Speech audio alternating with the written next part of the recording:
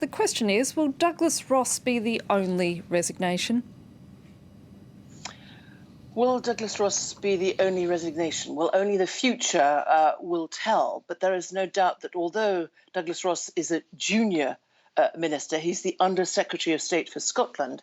This is a blow for the Prime Minister, Boris Johnson.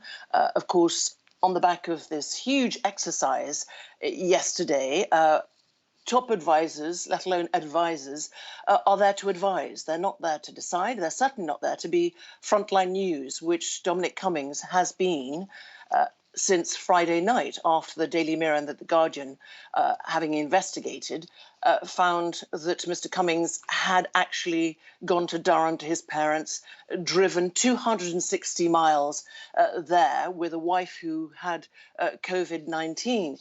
It was a 1 hour exercise yesterday, 77 minutes actually to be precise. It was in the Rose Garden of Downing Street, normally reserved for world leaders. So everything about this exercise was extraordinary. And the point is, has it convinced other people within the government? Has it convinced his boss, Boris Johnson? Yes, is a clear answer to that. Has it convinced the wider public? And that is the big question mark. So when you look at Mr. Ross's decision to resign, his letter is actually scathing. And he says, which many people across this country, having sacrificed many things, not said goodbye to their loved ones, not attended funerals, had to do so by Zoom, etc. Let me read some of it. He says he cannot tell his constituents in good faith that they were wrong to miss funerals and other family events. But Mr. Cummings was right. He says he has listened to his constituents and resigned.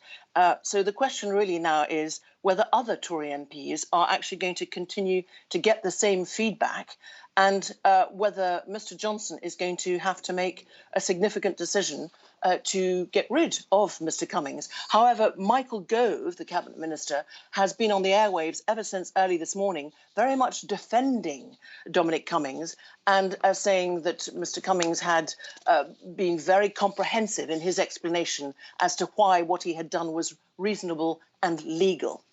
Bénédicte, it does seem at this point in time, given his ongoing support, Boris Johnson is very much linking his political future to Dominic Cummings.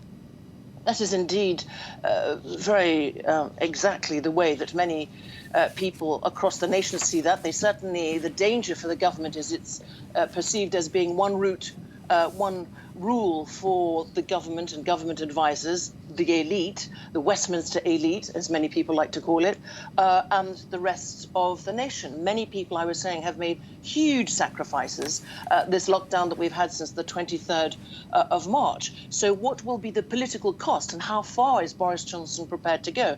The Prime Minister tried on Sunday in leading the daily government briefing, which he does extremely rarely, to put this to bed. It didn't work.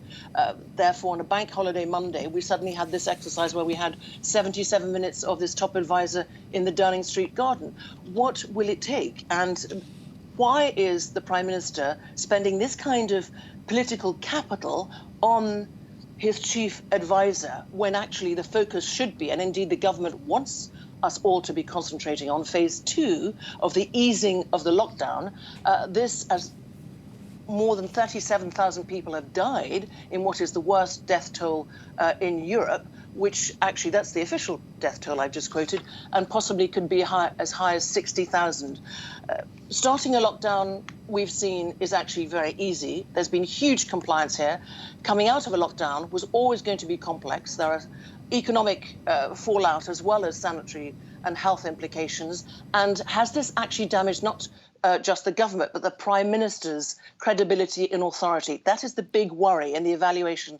I think many cabinet ministers and also Conservative Party Conservative MPs and Conservative Party members are going to be making, although at the moment, of course, we're just coming out of this bank holiday. So the fate of Dominic Cummings not decided at all. Things hanging in the balance here, and definitely a blow today with this resignation of this junior minister, Douglas Ross. Bénédicte Paviot reporting there from London. Thank you.